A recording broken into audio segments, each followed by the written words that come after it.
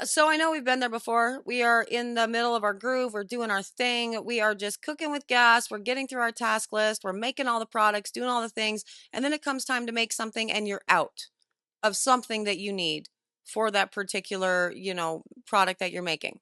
And that happened to me. And I was specifically out of melt and pour. And that was terrible. But luckily, because I have quick ways to make melt and pour, it did not completely derail my day. And so that's what we are going to be talking about today. We're going to be doing a quick, dirty 10-minute awesome recipe for a melt and pour base that you can make from rebatch. And I will tell you more about everything I just told you, even though I don't know how I could do more in just a minute. But before I do, hello, I am Mrs. Soap and Clay. Let's make stuff.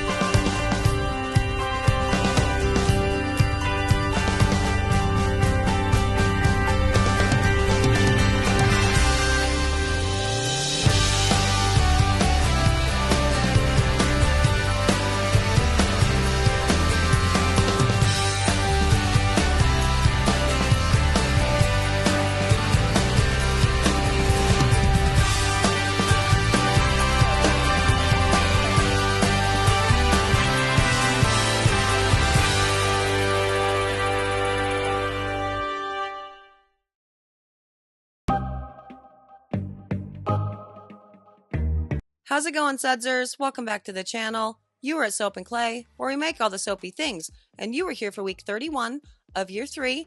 And yeah, it's like the final video this week. We're just kind of doing a chill recipe and FAQ week. It's been a lot of fun. It's been super informative. We've tackled toilets. We've tackled lots of questions. And now we're doing a fast melt and pour. And the reason why we're doing this actually is because I got someone in the Discord asking questions about a melt and pour that looked fine and great and awesome when they first made it. And then it turned into like a gloppy mess. And so what we are going to do today is a recipe from rebatch for melt and pour. Takes 10 minutes of your life. It's not a big deal. It's easy peasy. But we're going to do it in different stages so you can see just what adding more glycerin or less glycerin or more stearic acid or less stearic acid to the batch will do. So let's get to this fast and dirty 10-minute video and talk about all those things.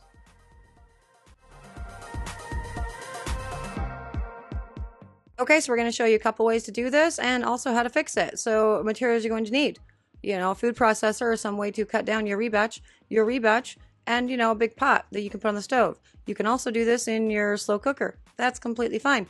For me, with this 10-minute version, I just do it on the stove and put it to medium heat and let everything melt down. So with this particular formulation, what I am doing is 2 parts rebatch and 1 part glycerin. So 2 parts rebatch, 1 part solvent. The particular rebatch that I am using, I do know all of the ingredients to because they are all my shampoo bars for one particular type of, shampoo. I also use my food processor for this because I don't use it for anything else. So it's beautiful. And so I have a very balanced batch going on here. There's basically an equal amount of hard and soft oils, and it's been sitting for a period of time. And ultimately, this entire, with all the stuff that's going in there, some of those shampoo bars have been sitting for, 2 years. They were just a little bit light, and I didn't get rid of them. Others, they're more fresh and, whatever. So with this, it doesn't really matter how dry, how cured your rebatch really is. And for funsies, I'm also putting in the activated charcoal and the colloidal oatmeal because these are specifically going to be made into some face soaps. And so I just doing that with a full batch from the beginning. Now, with this particular recipe, again, since it doesn't really matter how what the oils and everything are as far as how much glycerin you add to it. What is going to matter, when the oils are going to matter rather, is going to be in how firm you essentially want your melt and pour to be.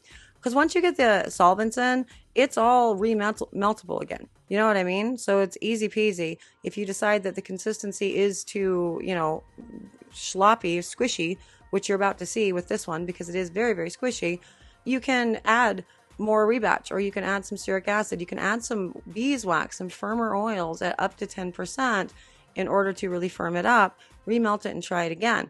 I'm going to show you a real-time scenario of what this does with, again, 2 parts of a rebatch, basically balanced, soaps, and 1 part of the glycerin, 1 part of the solvents. Let's check it out. Okay, so these have firmed up, and let's check out the consistency, see what they are all about. And as I, said at the beginning, squishy.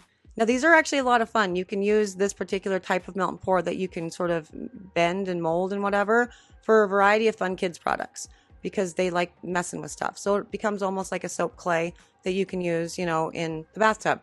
But obviously for just a regular melt and pour that you want to be able to do something with, make a nice decorative bar or a face bar as in this, you're going to want it firmer for sure. And so what I'm going to do is I'm going to take all of this melt and pour that I just used, and I'm going to add 1 more part of the rebatch soap to it. Now, this does become a problem when you are working with rebatch from a whole bunch of different recipes. You know what I mean? So a lot of soapers kind of have like 3 or 4 main recipes that they use, like workhorses, and so they can reasonably understand what all oils are in the finished product for labeling purposes. Like, for example, for this one, it would be coconut oil, shea butter, avocado oil, jojoba oil, hemp seed oil, and then obviously the glycerin, the activated charcoal, colloidal oatmeal. So I know that, but if you're doing like just a big catch-all of rebatch, it does become really complicated, and you should probably do one of those, may contain this and or this or that on your ingredients to make sure that you have all of it. So this may not be for somebody who has a rebatch of a lot of different types of recipes, but for a rebatch for a soap maker who uses kind of the same types of recipes across the board, this totally works. As you can see, I just added another part of the rebatch to this, but you could also add some stearic acid at up to 10%. You could also add some beeswax, just whatever, to continue to firm it up. Point is, once you have the solvents in, the glycerin it becomes a very malleable recipe. You can continue tweaking it to your liking, but just kind of starting off with like the 2 parts of your rebatch, 1 part of your solvents, and up to 10% of a stearic acid or a bees to, harden it up, you're good to go. And again, it doesn't really matter how old the rebatch is. It doesn't matter how fresh the rebatch is. Adding the additional liquid is not necessary because you can just, again, add the glycerin. As you can see, I melted it down, I remelted it, I re-solidified it, and I used it, there, and it creates bubbles. It's still soap.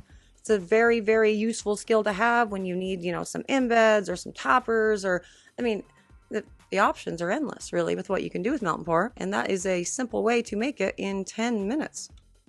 Yeah, the video itself wasn't 10 minutes because, I have to talk and do all the things. But the actual cooking process, it's 10 minutes on the stove. It's easy. I don't even put it in my crock pot. But yeah, any sort of rebatch can be used for this. It's a very versatile thing because actually making melt and pour bases, it's not that complicated.